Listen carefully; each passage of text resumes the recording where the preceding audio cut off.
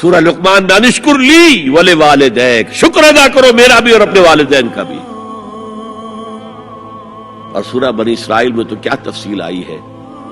اما یبلغن عندک الکبر احدہما او کلاہما فلا تقل لہما اف ولا تنہرہما وقل لہما قولا کریما واخفض لہما جناح الذل من الرحمۃ وقل رب ارحمہما کما ربیانی صغیرا. اگر تمہارے والدین میں سے ایک یا دونوں تمہارے پاس بڑھاپے کی عمر کو پہنچ ہی جائیں،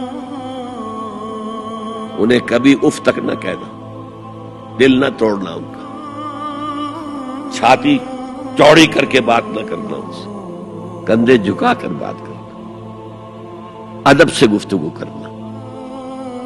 قل لہما قولا کریما واخفض لہما جناح الذل من الرحمہ، اپنے کندھوں کو جھکا کر رکھنا.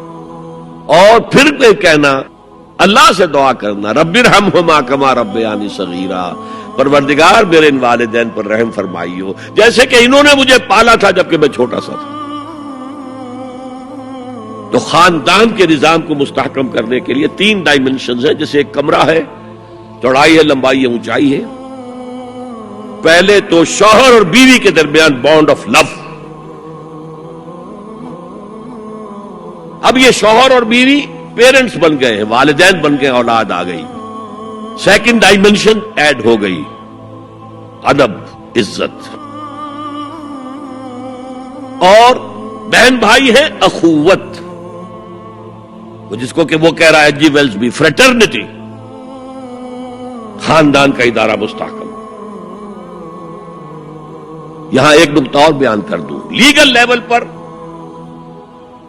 بیوی کے حقوق کم ہیں، شوہر کے زیادہ. الرجال قوامون علی النساء، سیدھی سیدھی بات ہے، اور ہمیں ڈٹ کر کہنا چاہیے. یہ اس سے زیادہ معقول بات کوئی نہیں ہے. کسی ادارے کے 2 سربراہ برابر کے اختیارات والے نہیں ہو سکتے. لیکن اخلاقی طور پر جو ماں کا حصہ ہے باپ سے. ایک صحابی حضور سے پوچھتے ہیں، حضور میرے حسن سلوک کا اولین مستحق کون ہے؟ فرمایا تمہاری والدہ. پھر پوچھا ان کے بعد کون؟ پھر کہا تمہاری والدہ. پھر پوچھا ان کے بعد کون؟ پھر کہا تمہاری والدہ. پھر پوچھا ان کے بعد کون؟ تو کہا تمہارے والد. 3 درجے. اور یہ جو فرمایا الجنت تحت اقدام الامہات، جنت تو ماؤں کے قدموں تلے ہے، یہ باپ کے بارے میں تو نہیں فرمایا. یہ ہے ایکویشن، بیلنس. اسلام قسط کی بات کرتا ہے، انصاف کی بات نہیں کرتا. انصاف تو یہ کہ آدھی روٹی ادھر دے دو، آدھی ادھر دے دو. انصاف ہے، یہ اچھی چیز ہے. یہ قسط یہ ہے کہ بوجھ اٹھانا ہے تو جو زیادہ قوی ہے اس کو زیادہ بوجھ دو اٹھائے، اور جو کمزور ہے اسے کم بوجھ دو. یہ قسط ہے.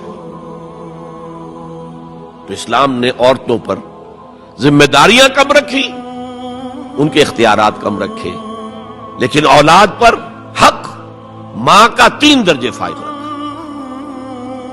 ماؤں کو تو اتنی نرشمنٹ موجود نہیں ہوتی کہ آپ پریگننسی میں اس کے لیے ضروری نرشمنٹ فراہم کر دیں. وہنن علی وہنن، کمزوری پر کمزوری جھیل کر بھی اپنے پیٹ میں اٹھائے رکھا. وفصالہ فی عامین، اور پھر دودھ چھڑانا ہوا 2 سالوں میں. وہ جھوک جو ہے وہ پھر اس کی چھاتیوں سے چمٹ گئی. لہذا اس کا حق 3 گنا زیادہ ہے باپ سے.